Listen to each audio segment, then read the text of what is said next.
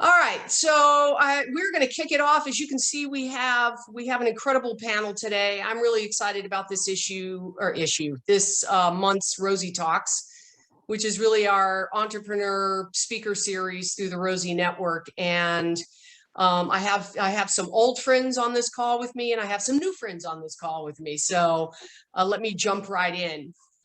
As you know, we are talking today about restaurant survival. Some of you may know that over 110,000 restaurants shuttered during the pandemic, and that is an incredible, incredible number. Some restaurants survived, and some of them even thrived. In fact, we have one here with us today that we're gonna pick his brain and figure out, how he managed that. We'll also be hearing from three professors who were part of a research team out of Santa Clara University and Mills College. They analyzed thousands, they'll get into the details, but they analyzed thousands of restaurants really before, during this pandemic. They'll address, and we'll all address, some of the burning questions that those of you who are restaurateurs or budding restaurant owners, things such as third-party apps like DoorDash and Uber Eats. How did restaurants fare that used those mobile apps? What were some of the ordering habits, i.e. what were Americans eating during the pandemic? And also discounts and other marketing efforts, to help you as a business owner drive business to your restaurant. Like I said, we'll be talking to a restaurant owner of 45 years. I'd love to say I haven't even been on the earth that long, but that would be not an untruth. However, he has been in the restaurant business for 45 years. And his restaurants, he literally during this pandemic faced closure, the harsh reality of having to let go of all of his staff. However, he managed to turn it around, and he's going to share with us what he did to make that work for him. And last, but certainly not least, is my dear friend, Jim Wong. Jim, you can wave your hand, just so we know. Yep, there you go. He is a Vietnam Marine veteran who owned and operated 19 Pizza Huts in Brazil. He is an MIT grad. He is probably one of the smartest folks that I know. He has been a consultant to some of the biggest companies around, like PepsiCo and others. He's also on the Rosie Network board of directors and is a personal mentor to me. So really anything business, and especially restaurant businesses, I'm always going to turn to Jim and, of course, Dale. Lastly, just as some housekeeping notes, if you have questions at any time, we are asking and encouraging you to post those questions in the chat box, please. We will do our very best to get to them. I was going to include that if you're watching us Facebook Live to post your comments, but hey, we will circle back to those questions later. So up now, I'd like to introduce Kate Carnicia, and I know I said that wrong, and I apologize. It's the nice thing about having a last name like Brown; it's really hard to butcher. She is the Dean of Lori Loki School of Business and Public Policy at Mills College. Her research has been published in academic and industry journals such as Journal of Marketing, Strategic Management Journal, International Journal of Research in Marketing. I think there's a common thread here, and Rutgers Business Review, and many, many more. She's also a recipient of the American Marketing Association Entrepreneurial Marketing, the Promising Research Award. I think I'm getting all of that right. Anyway, her marketing expertise and research expertise really focuses on small businesses, corporate, and government clients. So Kate, please take it away. Thank you, Stephanie, and welcome everyone. First of all, I'd like to thank Rosie Network for inviting us for their, monthly talks. They always pick very interesting topics, and sorry that you can't watch Facebook Live, but I'm sure that some people will watch us recorded, and I'm looking forward to our conversation today. Also, thank you to the Center for Transformative Action for handling logistics and outreach today. So we have 28 participants already here, even without Facebook Live. So thank you, Alana. Thank you, Carrie, for doing all of this work for us. So just to give you a little bit of a background on this project, and a little bit of the overview of how we came about to actually study this topic. Well, on my research team, we have Kumar Sarangi from the Santa Clara University, who is the expert in product and service innovation. So for him, the changes in the industry and restaurant industry and such a high degree of turbulence, that's an interesting research topic, because he's really studying the dynamic competencies and how the companies can successfully adapt and offer something new to the market, even in this changing environments. Also on our team is Carol Theakeri, who is my colleague at Mills College, and she's also the operations expert. So we came together because, as Stephanie said, we had 110,000 restaurants that left the industry prior to the end of last year. And we've never seen value destructions like this. So we've never seen the restaurant industry kind of folding by the dozens, and we got the news from more and more business owners that they're struggling, and they were asking us for insight. And as academics, we couldn't really provide them the insight because we didn't know if any of those conventional things that we usually offer them really held at this time, because things were truly different. So we wanted to understand how the landscape is really shifting during the pandemic, and what is that we can offer to those small businesses to help them and adjust their strategies. Also, at that time, Yelp came out with this really, really rich and powerful data set that they shared with the wider academic and business community. It had the data on the restaurants and other businesses within several US states and also several Canadian provinces. Pretty exhaustive data sets, both small businesses and large chain establishments. And we wanted to see, if we look through this very rich data set that had 63,000 restaurants in it. By the way, the overall data set is close to 250,000 observations on all the different services there. So we wanted to see, if we analyze those 63,000 businesses, some of them closed before the pandemic started, and some of them started folding during the pandemic. So we wanted to see if the drivers of resilience, or the things that made them survive before the pandemic, were actually the same drivers that made them resilient today. So that was kind of our overall overarching premise. And also, we listened to the industry that started asking the policymakers, the academics, people in the industry, people in the financial industry, to help them navigate those turbulent waters. And we saw calls for help like this, and people were asking for federal funding, and they were asking for insights. By the way, just kind of give you the premise of what we would like to talk about in the future, we're also looking at the equity in the distribution of PPP loans in our next project, but we'll save it for our next get together, next talk. So what actually made restaurants successful in these times? Well, first of all, quality still matters. Quality was one of the strong drivers, and the restaurants that managed to maintain that quality during this challenging time when, you know, our supply chains were breaking down, were really more likely to succeed. For instance, a 3-star restaurant, and this is 3-star as rated by Yelp, 3-star restaurant was 33% less likely to survive compared to a restaurant that maintained that 5-star rating through the pandemic. We also note that loyalty still mattered. So this word of mouth, those posts, those followers that you have on Yelp, they really matter, because you see that the goodwill that the restaurants generated prior to the pandemic really carried them through. So if you had a large amount of support, that allowed you to persevere. Then we saw that adaptability mattered. So the restaurants who could quickly develop their own delivery capabilities, for instance, were twice as likely to succeed as those who didn't, and those who had to rely on other third-party providers. Not all adaptations were good, though, and you can read our paper for more details.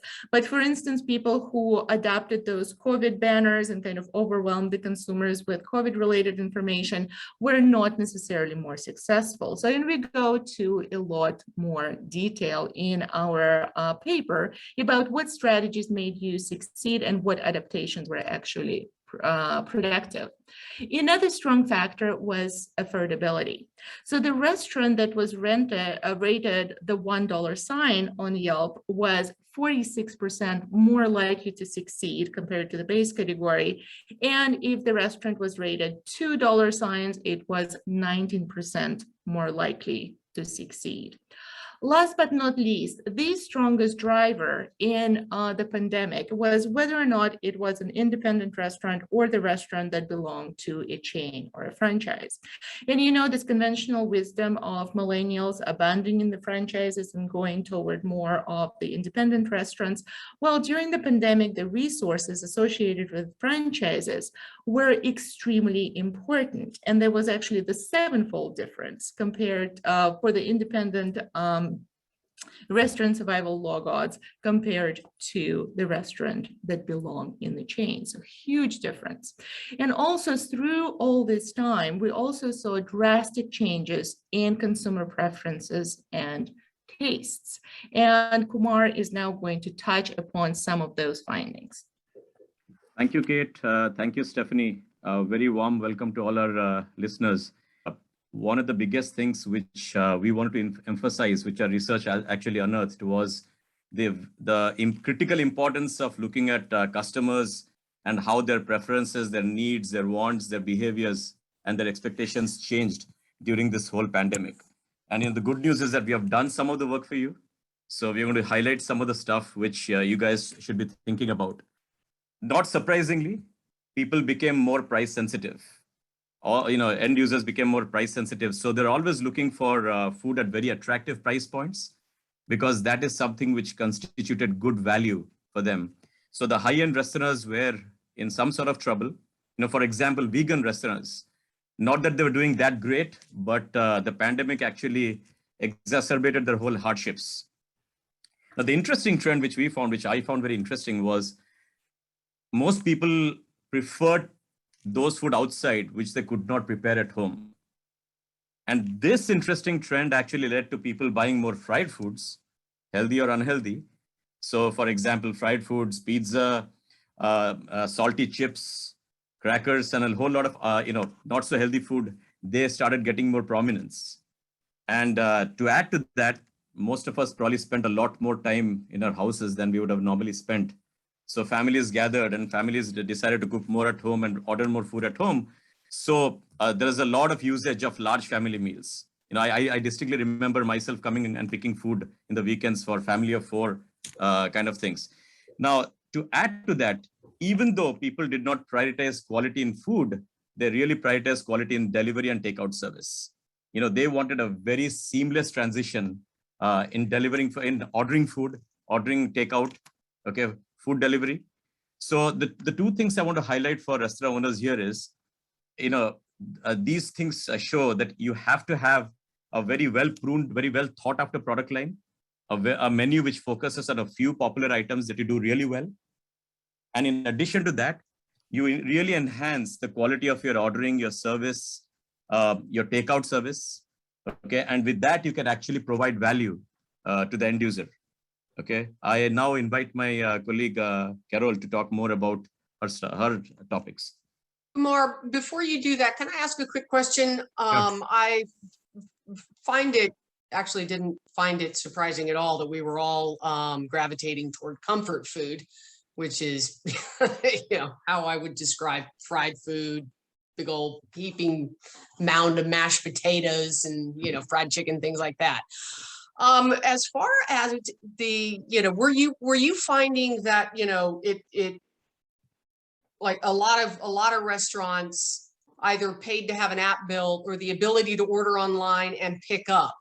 Was there a difference? Were you finding there was a difference? Was that helpful for restaurants that, having, if they couldn't do delivery, but they had incorporated the ability for folks to go in and order online and then go pick up? Yes. Was that a positive? So there are three options, literally. You can either come and pick it up, okay, or they deliver, or they get delivered through apps. Right. Okay, so now as I think Kate mentioned, and you mentioned also, the app usage went through the roof during the Right. pandemic. But what we will talk about later is that the companies, the restaurants who actually delivered were actually more profitable because it becomes more expensive if you use the services. Yeah. Okay, but what Okay. the customers wanted was either whichever one I use. Okay, I'm going to be very conscious about what quality you're offering me in that service. Right. Okay, so Right. that was more emphasized, the quality of service. Quality of service. And yes, pickup during COVID as well as delivery during COVID, they both boosted the odds of survival. So your specific question was about the pickup, and yes, your intuition is correct. So those restaurants who provided the pickup option, they fared better. So two options of the three options I said were actually better than the other option, which was using the Got it. third-party apps. So pickup and delivery were the option, the more strategic options which are good for survival. Fantastic. Great. Carol, tell us about the food delivery apps and how that impacted restaurant owners. Sure. Yeah. Thanks for having me. It's great. I'm excited to be here today. And your question segues really well into the third-party food delivery apps, which the pandemic gave rise to. As you mentioned, there was definitely an increased appetite from a customer standpoint to use those third-party apps. However, what's interesting is that while those apps used to boost survival before the pandemic, our research shows that during the pandemic, restaurants that relied heavily on these channels actually were less resilient, more likely to close their doors. This is what our data shows us. So we turn to our restaurant owners and managers to try to understand why we're observing those trends.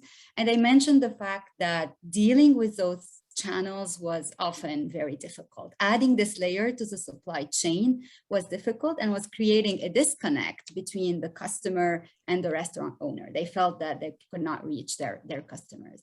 So it'd be really interesting to see what would happen as we come out of the pandemic, because we know that this is a channel that is, highly coveted by our customer, yet it's not really leading to an increased chance of surviving those turbulent times. So is that, Carol, was part of it if you're going to address this on the next slide, I will reserve my question until that you may be answering it, but were you finding that the cost factor to the restaurant owner, played a part in, the resiliency of the restaurant? Because these weren't cheap, as I understand it, for restaurant owners. Eats, Grubhub, and DoorDash, the fees are pretty hefty, and it's, an industry with razor thin margins. So having to rely on those channels was not really beneficial. Restaurants that actually delivered the food themselves, that implemented their own delivery channels, were a lot more successful because they had control over those different parts of the supply chain. I think it's more a control thing than a price thing. Kumar and Kate, if you want to weigh in. Yeah, in addition, I remember one of the interviews commenting that the software is broken. It was not, they didn't enjoy working with DoorDash because they realized that it's better to serve the customer profitably. And this did not constitute high quality service for them to go through that. So in addition to what Carol said, that's what also emerged from our interviews. Yeah, and the more people you get involved in that supply chain, the more chances there are for the order to be wrong, for the, an issue with the payment, delivery, we all kind of heard some of those horror stories, which were all, 10 times more likely to share a bad experience than we are a good experience. So I would assume also that being able to, and I'm not saying it was cheap or easy to set up your own delivery by any means, but it certainly also gave the restaurant owner, I would assume, an opportunity to meet their customers or to have that direct, interface with their customers that they had more control over, right? Because they're hiring the people to do the delivery. So, to your earlier point, Kumar, that positive experience that, so anyway, thank you. Carol? I wanted to also chime in that DoorDash does erode the margins for the restaurant owners. So it's not just the pressure that they put on like higher prices for the consumer, but also the margin for the restaurants itself is eroding. So they were bringing up that factor, but we also find that anything that put the downward pressure on the margin was really not good for the restaurant. For instance, if usually your promotions and coupons that you post on Yelp would boost your business and that would increase the odds of survival, kind of being proactive about your marketing. During the pandemic, the restaurants were already kind of hanging by the thread and providing those discounts that actually led to more restaurants folding. So it wasn't necessarily the successful strategy. Roger that. I think, Stephanie, you touch on a really important point that we cover in our paper, which is the creation of community ecosystems that we have observed during the pandemic. The fact that, customers were really supportive of their local businesses, and in return, local businesses were supportive of their customers and their internal communities, their employees. We've seen a lot stronger support during the pandemic. Fantastic. Scroll down. Yeah, this is a big issue, Carol. Yeah. I know Dale and Jim are gonna talk to this too, but man, labor issues. I mean, we have heard it across the board, not just from the restaurant industry by any means, but what did you find in your study? Well, our on labor? research finds that restaurants are really struggling to hire employees and retain them, despite several increases in hourly wages for workers. In fact, there is even some evidence in the press that the shortage of restaurant workers has led to a bidding war for qualified staff that is actually driving wages up across the industry. So one more time, we turn to our restaurant owners and managers and ask them to explain the factors behind what we were observing in the data. And they all spoke to the fact that many women left the workforce to help kids with either remote learning or care for some loved ones at home. They talked about how difficult it was for servers to operate during a pandemic. They were observing increased anxiety, some even depression levels with their employees. And one interesting finding that we have is that during the pandemic, the restaurants were able to redistribute the gratuity payments from front of house employees towards back of the house employees, which actually, this was due to takeout models, right? But that drove away qualified servers. So as we started to reopen our economy, it became harder and harder to find qualified staff who would be willing and excited to come back to work with reduced pay. So sorry. Yeah, and that I think that is probably going to continue to be an issue as we see, further shutdowns, further. But okay, so this, of course, is always my favorite slide. What can we do? What can we do to, I'm not a restaurant owner. I am definitely not willing to work that hard in my life. And I recognize it's probably one of the hardest things outside being a mom to do. So what can our restaurant owners and our budding restaurant entrepreneurs do to help them through this process, this time? Obviously listen to folks who figured it out. And we have brought a couple of those folks to the table today. So we are definitely going to be listening to them and asking them hard questions. Well, we also wanted to mention the fact that you want to keep up with the opportunities, because those government programs that came out, they were oversubscribed right off the bat. So staying kind of very informed and becoming part of this ecosystem and, enlisting help from organizations like gyms, when you need help to go through the process, that's important, because you want to stay abreast of all those developments, and they frankly disappear quickly. You saw how quickly the funding ran out on all of those programs. And of course, Jim will talk a little more about his organization and about people who want to get into the restaurant business, or even to those who are looking for exit strategies. So also crises, create opportunities. Right now, a lot of those food service establishments are for sale, and they are available for the new energetic people to enter the market and kind of trying to make it their own. So hopefully today we'll talk a little bit about that as well. And there is some hope out there. There is hope. I mean, one thing that we can certainly rest assured, and that is that Americans are not going to stop eating anytime soon. Stephanie, can I take your favorite slide down now? No, if you would do me, well, actually, why don't we take this opportunity to post our poll?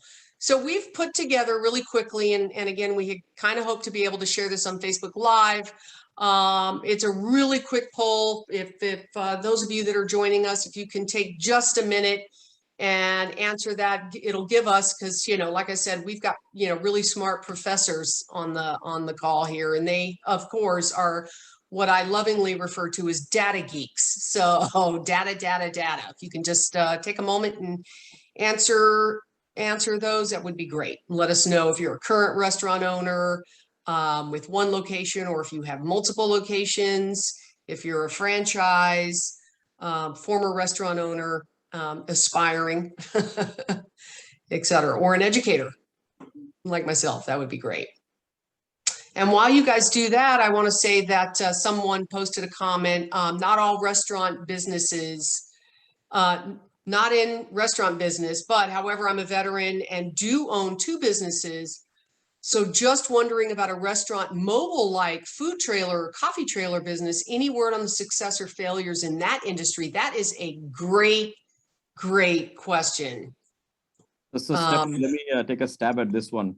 I think, one of the things, if you look at the customer trends, okay, if you are going in that business model, okay, all you need to cater to is a very well selected menu of items which people in that radius, you literally draw a radius if you're there, and what kind of food they want to eat, and just offer a small menu, but of very popular items at very attractive price points.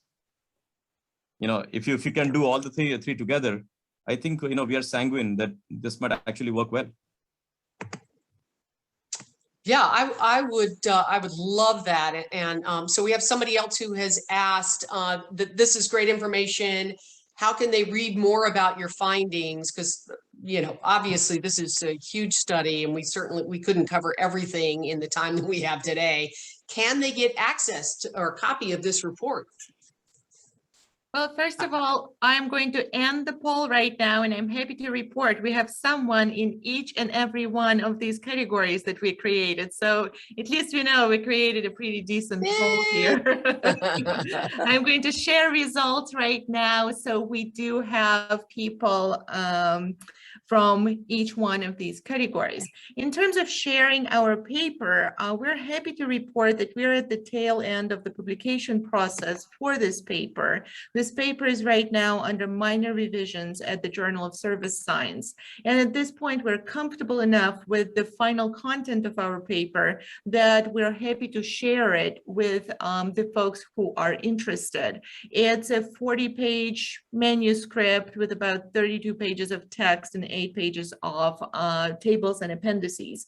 So we will make the final version that we have available to Stephanie by the end of this week, and she would be distributing that or posting that information in a way that Rosie's network would see fit. So we are in full agreement that we will be sharing this data.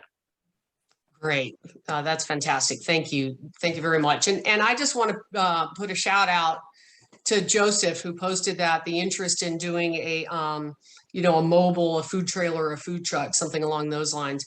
If you're a veteran or an active duty service member or a military spouse, and you're interested in starting a business, or you have a business and you want to grow it, really you should be reaching out to the rosienetwork.org. We have a absolutely free program, national award-winning training and mentoring program for folks just like you. The rosienetwork.org, just you can click on programs. Programs called Service to CEO. We offer it in over 32 states. and overseas. So we have put mobile food truck businesses through the program. So please, I hope you'll reach out and join us. Also, another thing to keep in mind is if there may be food restaurant, and we'll kind of pick Jim's brain here in a minute, but that are already existing, right? So instead of starting from scratch, ideally, if you can find an existing business that you already know what kind of revenue, their history, et cetera, and you can purchase that, and now you have a group of phenomenal individuals that are veterans that will walk you through that process and help you not only locate, but vet and then purchase. Or if you're on the other side of the table and you're looking to sell, they can help you do that too. And that is Veteran Business Project. And all of those links will be included below. Okay, can somebody, we got a message here. Can someone speak to strategically finding an opportunity to purchase a business versus starting from scratch? Hello, look at that. I'm a mind reader. I answered that question before I even read it. Pat myself on the back. But the answer to your question is absolutely. You're looking at him. His name is Jim, and Dale is also involved in the Veteran Business Project. And I happen to sit on the board of advisors there. So it's all in the family here, if you so to speak. Stephanie, there are two sponsors who are franchise brokers who could answer that question very well, and they're listed. I think we listed them before. We'll list them again. Yeah, let's list them again in the chat for everyone, and we'll make sure when we share this through our Facebook channels and all of our private Facebook groups across the country, and our cohorts and chapters and alumni, that will include all those links as well. Okay, so we have heard from the pros, Kate, from the doctors and professors in the house. Kumar, thank you. Carol, Kate, and right now we're going to move on to either the brave or crazy one, and that would be Dale Eisenberg, because he is a restaurant owner. He's a current restaurant owner, the original Pancake House. I'm not sure how many you own, Dale, but you have been in the restaurant business for 45 years. I don't know a lot of folks that have even been married that long or on this earth that long. That is a long time. So clearly there's something about this crazy life that you enjoy.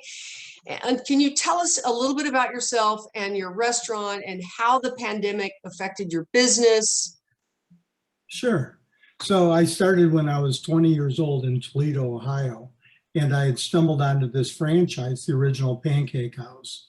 And when I got into it, it just knocked me off my feet, and I thought, boy, this is what I'm going to do the rest of my life. So in that respect, I was very fortunate. And what makes our concept sort of recession proof, which is an unusual thing. I mean, I've gone through a bunch of the restaurant recessions and downturns over the years, is that we're a destination restaurant. We create a product and a memory for people. They look forward to coming to see us. They don't just drive down the street. We're not like a big chain McDonald's or Wendy's or anything else where you're just satisfying some calories. So people know they're coming to see us. And in fact, when I started, I was, like I said, I was 20. My mentor and the owner of the franchise was 80. And I used to sit with them and ask them all the time, say, what makes us unique? And I never forgot what he told me. He said, we do all those things. It's not that we're special, but we do all those things that other people aren't willing to do. We serve the finest products. Other people could do it, but they want shortcuts.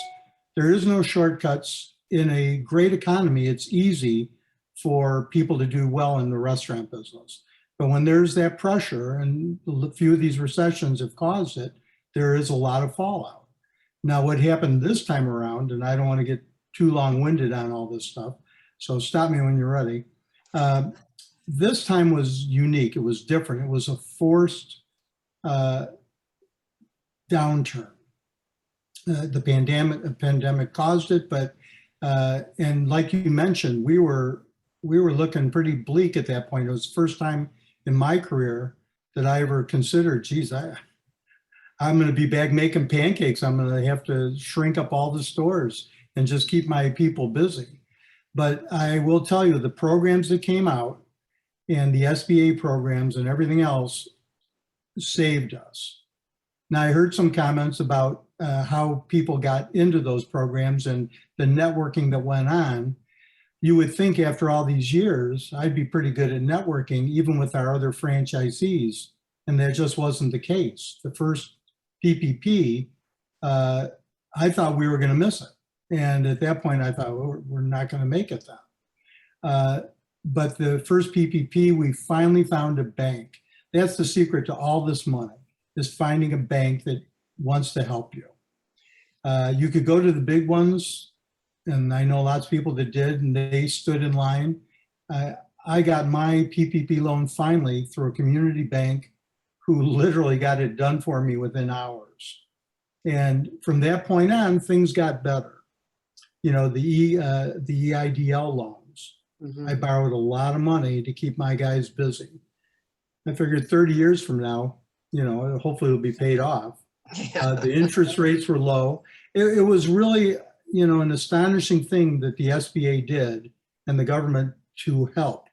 And there was a lot of scammers that went on out there. And I think that was picked up for the second round. And that's why I think they ran out of money the first time. Mm. The second time, they just closed it down at the end of the program. But I'm very fortunate. I've spent most of my last 18 months going through programs and grants and local grants, and that's pretty much what I do. Yeah. So Dale, you know, I think one interesting point that you made is, you know, people knew where they were going when they were going to the original Pancake House, Yeah. right? You're what I would call, certainly being no expert, but a destination restaurant. So Correct. you know, it's different than, hey, you know, you guys want to go out to eat tonight, or, you know, let's order something to eat. And it's, what does everybody want? So on and so forth. I mean, people get up, you know, and they go, hey, we're going to go to the Pancake House. So, you know, you have those local, big national recognized name type business restaurants. And then you have, you know, the small, right? The smaller, more local, like our local pizza place, our local Italian place, our local, you know, Chinese restaurant out in our little country town. But you know, you're someone said, best pancakes I've ever had. You are a destination restaurant. People are going to go there for breakfast. They get to know you. You've been there for a long time. And I think that kind of goes back to reinforce some of the information that, you know, we get that, you know, Kate and her team gleaned from this big study, right? And I'm going to ask you, how do you take that? And Jim, I was going to take time and introduce you, but at this point, let's just have you jump in. If you don't mind, I will introduce you, but, you know, I think that, you know, it is, how do you take that, flip it? And as a restaurant owner, in order to increase your sales and part of that marketing effort, you know, getting out and engaging in the community, right? Becoming that small but destination restaurant. You know, there's only so many restaurants in my town, right? Depending on what we feel like eating, you know, we go to them, we patronize them above all else, because not just because they're local, because they're owned by families that, you know, we know and live in our neighborhood. We want to patronize them. We want them to continue to be there. How did you do that? How did you do that? Because, and how did you go from being a sit down when they weren't allowing people to eat indoors? How did you continue to have sales? It's one thing to get a loan. We didn't have sales. Okay. It was terrible. We dropped 80%. Wow. And people were, especially in the beginning of it, they just wanted things to go. Well, we were not a to-go restaurant, so we had to, you know, pivot, and we had our growing pains going through it. We got pretty good at it. So then business went up, but it never went up to what we were normally doing. So that was back in we were going through the winter, and they wouldn't allow anybody in. So that was tough. Now, fortunately, in some of the southern states, we're okay because they had outdoor dining. Well, we did not. So the winter was tough. It was absolutely horrible. And had we not gotten that PPP money, and then the second round, I could see why tons of restaurants couldn't make it and just gave up. They probably took some PPP money, did their best, and then just closed. Landlords were not particularly helpful, but they have their own They, issues yeah, as well. They got to pay Right. bills. they got to pay bills too. So you So- did takeout. We did do takeout, and we learned the hard way. We weren't so good at it. We went through Mother's Day where people were waiting, and I thought the day would never end. So, but after that, we got better at it, and then it warmed up, and we weren't even allowed to have outdoor seating.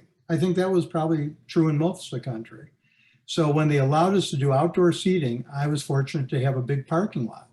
So I just put tables with umbrellas out there, and we really enjoyed it. Unfortunately, that last year, the weather was perfect, at least in our neck of the woods. Yeah, so and I know you live in an area of the country that, the winter it snows. So you don't, not like we us tried in to eat San outside. Diego. Yeah, People were sitting outside. They were in their parkas were eating desperate. pancakes. No, we put up little tents with heaters. Okay. People igloos. People tried everything. It was you had to do it to keep going. But when they allowed us to reopen, our sales went right back up. Wow. We were down maybe 10 or 20%, probably 20% the first quarter. In fact, I'm sure of it because we were able to get the employee retention credit, which was a big deal. Yeah. So So- if you were below 20%, what? No, if you go ahead, finish your thought. If you were So- below 20%. I got too many thoughts. So, but what happened is when it warmed up and they allowed us more seating inside and we created the partitions, we have literally seen the second quarter probably 20% higher than we've ever done. Wow. I am able to just flabbergasted. And I can't put an exact reason because things have slowed up now with normal school and people going back. It's down a little bit, but not nearly what it was. So I think a lot of people just wanted to get out. Yeah, I agree. I mean, believe me, I think we were all kind of going a little bit stir crazy there. And and again, to Kumar's part of his presentation, comfort food, right? Right. Right. What people were eating was, what were they ordering? They weren't ordering vegan, or they were a small selection, a small percentage were ordering vegan. They were ordering, They were ordering comfort sugar. food. Yeah. So Sugar and salt. Yeah, sugar and salt. And So they enjoyed what better that. than a big old heaping pile of pancakes with some whipped cream, syrup, and a side of bacon. And now I'm hungry. Well, So I want to bring in Jim because some of you guys know Jim. He's part of the Rosie Network. I sort of recruited him, and I've never let him go. But really, Jim has an incredible background in the food industry and in restaurant ownership, and again, as a franchise owner of 19 Pizza Huts in Brazil. But his skill set and expertise and value to this conversation is in my mind much bigger than just having really taken 19 Pizza Hut franchises and turning them around to be profitable, but also on the whole mindset of shifting as an entrepreneur, right? I mean, we had a lot of restaurant owners in our cohorts and in our network who were really, it was like running into a brick wall without any padding, and then picking yourself up and just trying to do it again, how to survive. And so I would love to bring you in, Jim, to the conversation about how labor, marketing, and pivoting, how do you get so creative in the ways in which you do those things, keep your employees, bring them in, retain them, and make sales, right? The bottom line, make sales. Well, let me tell a story about my buddy Dale first. Now, his dad eats there almost every day at his pancake house. Ted is 96 years old and a World War II aviator. And Dale got him a new cap, Army Air Corps, and he wears that every time he's there. He and Dale's mom took out a second mortgage on their home so that a 20-year-old Dale could get started. That's dedication. Yeah. So do you charge your dad when he eats there, Dale? Yeah, I do. I tell him it's a business. I can't help it. They weren't thinking clearly. So note to entrepreneurs, don't give a free ride to friends and family. Got That's it. right. Okay. So That's pretty incredible. That's pretty incredible. And we know, yeah. Dale is a lesson in resilience. The guy learns faster than his competitors. Mhm. That's the secret. So I want to talk about three things. First of all, I started working in a restaurant when I was 15 in high school. And we were a very poor family, having just come to America. And this retired Navy Master Chief Petty Officer hired all my brothers and me. I started as a busboy, then a dishwasher, and rotated through every job except the chef job. And so it's all about trying to understand, gain insights. I'll have to confess, I didn't read the research paper, I studied it. It's worth your time. Take a look, read it, understand it. There are three things I want to talk about. Gamification, fancy word for try to make life fun. Now, gamification is used to get people to stay longer on video games, but those concepts can be used not only to make life more enjoyable for your wait staff, your back of the house personnel, but your customers. So that's one topic. The other one is branding. You know, Dale gave me this shirt, so I'm wearing it. I'm also wearing my name tag because I got to the point in Brazil when my wife, Lindy's birthday today, so happy birthday, Lindy.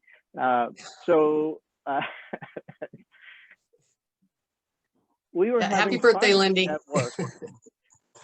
When we took over the 19 Pizza Huts, our previous owners, franchisees, were losing $1 million a month. Pretty tough times. It took all we had to purchase the franchise, but we went in with the conviction that we could learn. So first thing we had to learn was Portuguese. So Lindy mastered that faster than I did. So she was down there with me every 2 weeks. We come back for 2 weeks, go for 2 weeks.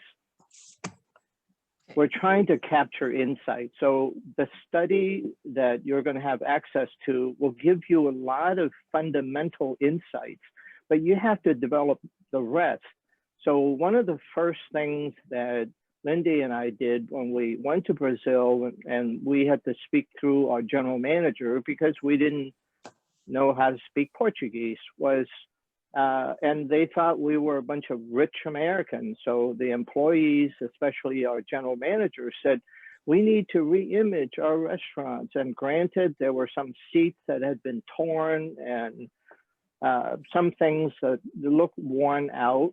And so I said, okay, we agree with you. We need to re-image your restaurants. Try this first. Put a smile on your face. That's the best form of re-imaging and the cheapest. So with that, we also taught the theory. There's an accounting formula, management accounting formula that we taught is revenue minus targeted profits equals allowable cost. We were losing $1 million a month. So there was not a whole lot of allowable cost. So I said, the reason I tell you to smile is it doesn't cost anything. And it's immediately noticeable by the customers.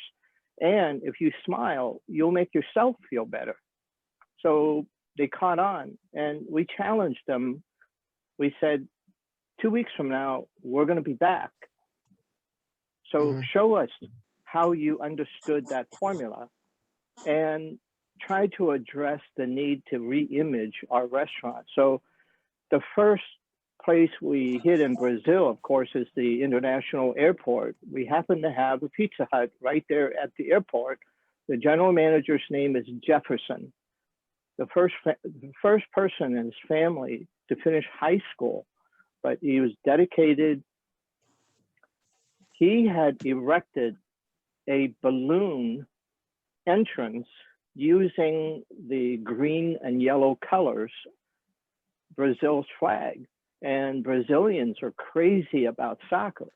So he managed to put a smile in the archway, and all the people at the airport were wondering, what's going on? Let's go there. They're celebrating something. So that attracted a lot of people. And what we found out was every restaurant manager had done the same thing. So regularity, standardization are very important, not just in the menu, but in the way, the look and feel of the restaurant. So a lot of good learnings. When we started to hit the employees up, we had 500 employees on the inside, 500 employees on the outside. So we started asking them, we said, you've come up with great ideas. What's another great idea that can either save us money, attract more customers, make them come back more often? And we're required as a franchisee to spend 5% of revenue on advertising. That's the ad fee. And we pay 6% royalty. So 11% goes right out as soon as we make it. So the employee said, well, advertising on TV really contributes to all of our competitors. It's the brand recognition, pizza, more than Pizza Hut brand recognition. There are 6,500 pizzerias in the city in Sao Paulo. So they said, why don't we send a free large pizza to every disc jockey that plays the kind of music our customers listen to? It went crazy. There were people who came into the restaurant. Hey, I heard about you guys from my favorite disc jockey. So it fit revenue minus targeted profits equals allowable cost. The assumption is that we tend to work harder for a friend than a boss. So we were becoming friends with the employees. We were becoming friends with the customers. We introduced, Lindy actually developed it, but we introduced it in Brazil, a 2-question survey. First question, on a scale of 1 to 100, how much did this experience delight you? Not satisfy you, but delight you. Yeah. And just get one number from 1 to 100, not 1 to 10 like most surveys. Second question, very simple. What is one thing we can better? And in our minds, it was to either get them to come back more often and bring their friends. So Jim, I hate to do this to you. I got to jump in. We got about 7 minutes left, and I do have some comments in there. So I know one thing somebody asked that what were some of the key ways that small businesses were able to pivot? And I know both of you, your background and is franchise restaurants, but a lot of the same principles apply, right? From a franchise restaurant to a small business. But and I wanted to think Kumar, Kate, one of you guys answered the gentleman who asked, can we hear about how small businesses were able to pivot? So Kumar, was that you? You want to kind of repeat or was it Kate? Yeah. So Kate mentioned everything. Kate, you want to mention, or I can chime in? Okay. All right. Thank you. So essentially, delivery and pickup remains very important. I want to emphasize that, to streamline your menu based on what people really want. Okay. And then that's what you offer at a very attractive price point. Okay. And that's something which you can stand out. And then, given the fact that, as Carol mentioned about the importance of community, the more relationship you have with your local communities, the better. Yes. I think that's something which can really work in your favor. Well, one thing that everyone should do, whether you're one restaurant owner or multi-restaurant owner, start benchmarking, starting with your own restaurant. We told our 19 restaurants how they ranked, not just by P&L, revenue and profits, but who had the best day part, and who had the best check average, who had the best Monday. Monday is usually the slow day. Who had the best Monday? Because what that does is makes everybody learn, everybody starts capturing insights. Yeah. And so every restaurant manager was number one in something. So no one was last in everything. So they started sharing with each other. And return visits, a lot of us think that, oh, we got to attract new customers. No, you got to keep your existing clients, have them come back twice per month instead of once a month. So capture that. How often do these people come back? And we had restaurants where we shut down at 10 p.m. and started more of a band atmosphere to attract the younger folks. So we had 4 day parts, whereas we only had 3 before. So those are things that don't cost you anything. You want to make more money, stay open more hours. Now, attracting employees, it's easier said than done because it's complicated with labor markets and labor demand and supply, but your employees are the best recruiters. So we took 5% of our profit and shared it among all of our employees based on the number of hours. So what did that do? That cut out some of the part-time workers. We wanted more full-time workers. Yeah. We went from 300% labor turnover to 13%.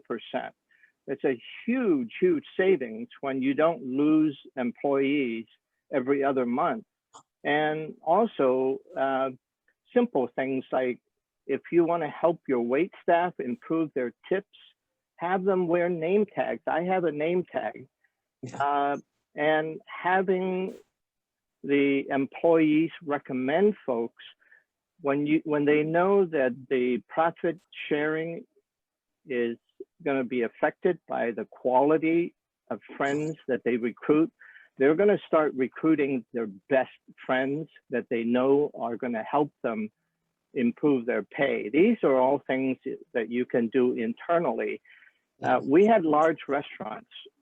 So we asked our general managers, please wear white as the general manager, and they couldn't understand. They said, oh, that's so impractical. Well, what we wanted to know was if their blouses get all dirty by the end of the shift, they're not supervising, they're working.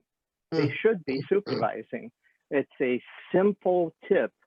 And so these are all things that are dependent on start capturing insights.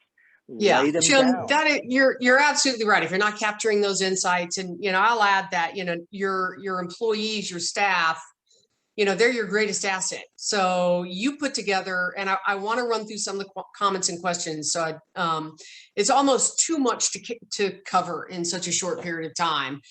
I mean, this hour, it's almost at an hour and it's sort of blown by. But I want to say that you put together what I think is an incredible restaurant survival cheat sheet. I call it a cheat sheet. And Jim, it hits on a lot of what you're talking about, right? How to engage your customers, how to engage your things that you can do to engage your employees, that 2-question survey for your customers.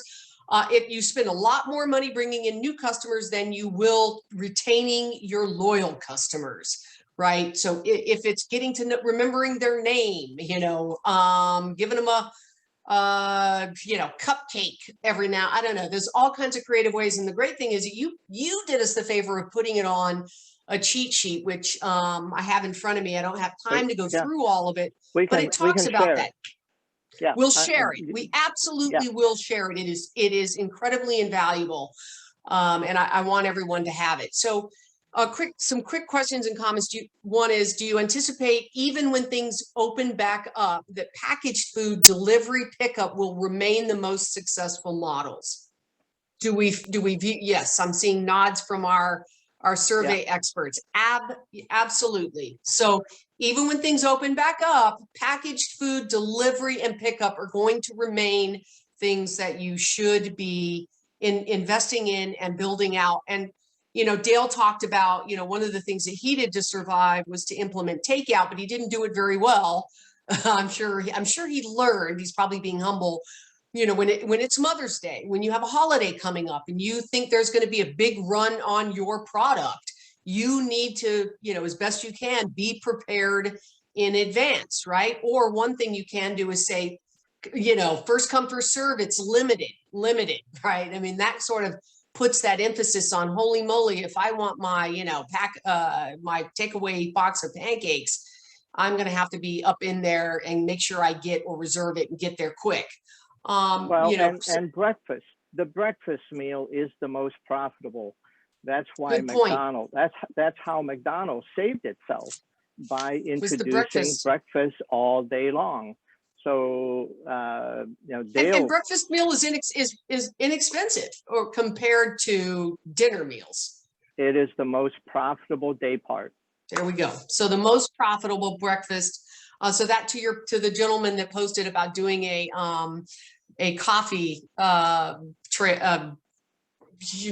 saying trailer, but it's really a mobile coffee shop. I mean, I think of the one that we have here and the one at the Amphib base in San Diego when we lived there.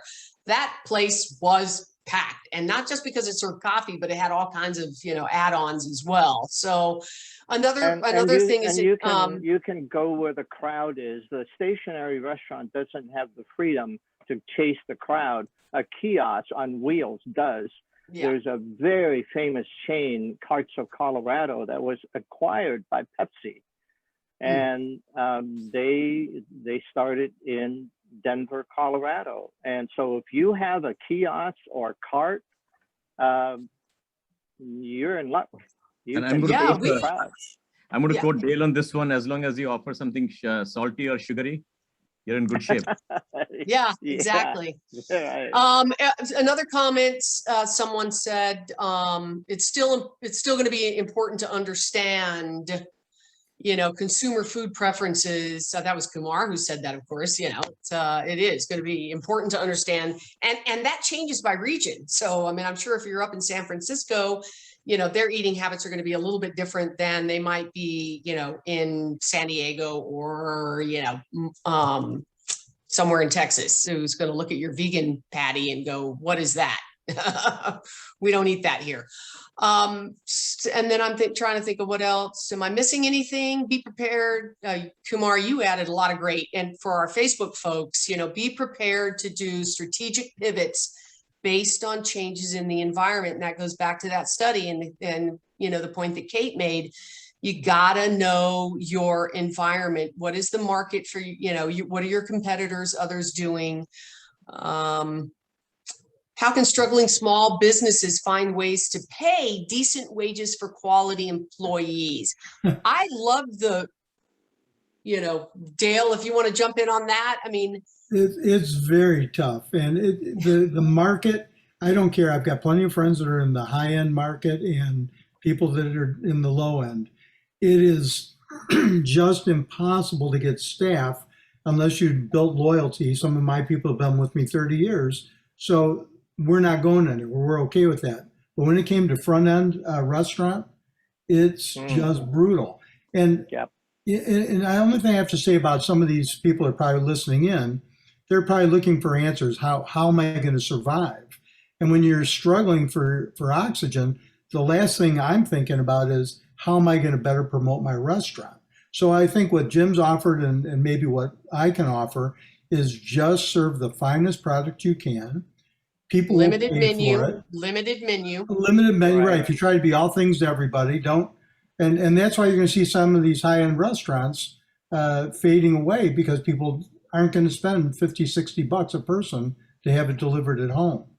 Right. But it is just a devastating reality that staffing, it's going to become more automated, and people are not happy. I mean, I'd love to say I like going to restaurants now because you can go inside and see them, but as soon as they mask up now, I have no idea what my staff is thinking. They're not smiling. I can't tell. And I'm not saying that's good or bad. I'm only saying that it's a reality, and it's causing people a lot of problems. So staying in business if I could do anything, that's, I'm pretty good at surviving these things. So if I can there offer Yep, assistance, Dale they're is. creative. And again, I know we are already past time, but I think there are really creative ways. Put yourself in the position of an employee working in a restaurant. What would matter to you, right? What would you like to see? Are you encouraging a family friendly and supportive environment or not? I would rather work for less money in an environment that I actually knew and enjoyed the people that I work with than, make more money in an environment that I'm absolutely miserable. That And I is think true that for a lot of probably people. holds true. So Yeah. what is your environment like? Because somebody asked about that, how to, get employees and then retain those employees. I love Jim's idea about, maybe there's hey, if we do this month, everybody's going to, there's a benefit to them, a tangible benefit. I mean, really quickly, Jim. Sorry. The 2-question survey we do on a 3x5 card. Why? Because we can post them on the bulletin board to show customers, hey, we adopted your idea. Also, we do return on investment ROI analysis using hourly employees. We take those cards and post it up on a butcher paper with on a 3x3 matrix, high return to high investment. So there are 9 boxes. You don't post that in front of all the employees though, so everybody can see. We have the employees do the ROI analysis on a weekly basis. And so they're posting those 3x5 cards. They're doing a Pareto analysis. It gets very sophisticated. And what the general manager is then tasked to do is build your competitive strategy based on the data that you're getting currently from your customers. So you're staying abreast of the current trends. Don't read a book and do strategic planning yourself. Get your people involved. They're going to come out with lots more ideas than you. Absolutely. And they'll implement it because they'll have put energy into it. So really simple. We can talk. Dale and I can talk for hours. If you need help, just especially if you're a veteran-owned business, you get that for free from us. Yeah. So again, I know that I'm trying to be respectful of everyone's time. And sadly, I just wanted to let everyone know, at least on this panel, that we are in fact, and have been for a little while, live on our Facebook page. So hoorah, we managed to figure that out. However, it was late. So for everyone who's chimed in on Facebook, just know that we will post the recorded video, the entire thing, on our Facebook. So we apologize for that technical difficulty. I'm looking at these comments in the chat box, and they're really great comments. And I want to thank Carol and Kumar and Kate for actually answering a lot of them. Thank you for that. Paul posted in the point of bringing in and keeping employees, just ask them directly, or say to them, we value your contribution. What do you value and how can we provide that? Is it, that way you're not confusing money being the end all motivational tool, which, like I said, is not always the case. It's oftentimes, quality of life and creating that. One quick question is supply chain. And I don't, again, if you got to drop off, I understand, but supply chain has become an issue, right? I assume you're having to deal with that, Dale. What is, or is it, this is probably going to continue to be an issue for a while, supply chain, which again, not being a restaurant expert, but having listened and read the report, I think, to what Kumar was saying earlier, having a limited number of things on your menu is a simple thing that you can do. Taking 3 or 5 of those customer favorites on your menu and offering a limited menu for the time being, certainly, that makes sense to me. That certainly helps. Right, right.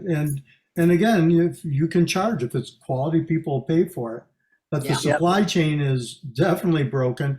And a lot of restaurants right now in Chicago, Cisco Foods drivers have gone on strike. Yeah. Well, that makes it now restaurants aren't going to even see product, even if it gets here. So we were without cups and straw. I mean, it was a challenge, but you just got to keep plugging away. I keep plugging away. And you know, here's the thing, when we come out of this, and we certainly will, there will be fewer competitors out there. So, and like I said, there are opportunities, as Kate mentioned, you know, crises presents opportunities. And I'm going to leave us with a couple of things. One, thank you everyone for joining us today. We'll post this. There's really so much incredible information to learn, too much for us to cover. We're going to provide access to the study. I'm going to provide this amazing cheat sheet that Jim put together, and Dale, just decades of restaurant experience. I want to leave you with where to go. Okay, veteranbusinessproject.org. If you are interested in finding out some restaurant opportunities that may be available in your area, or you're thinking about exiting your current restaurant, please reach out to veteranbusinessproject.org. If you want to, if you're a veteran or from the military community and you want to get together and learn and grow with others in this community, then please reach out to the rosienetwork.org. We are here to serve you. Your success is what drives us every single day. Carol, Stephanie, yeah. Stephanie, can I throw in a dessert item? Literally. Of course, you eat that first, right? Eat dessert first. Life is too short. My last anecdote. We went to the best chocolatier in Brazil and said, can you make us the best and finest desserts? We don't care about the price. This woman helped us make dessert as a percent of check average go from 0.5%, almost 1%, to 30% of check. Yeah. One woman, a whole bunch of desserts. So just like Dale says, I mean, his whole menu is a dessert item. Yeah, so true. Look, the reality is everybody, whether you're in the restaurant business or not, during this time, everyone has had to get creative. We taught our classes in person. We couldn't do that when the pandemic hit. We had to shift. What we realized was suddenly a whole new markets opened up to us because we went virtual.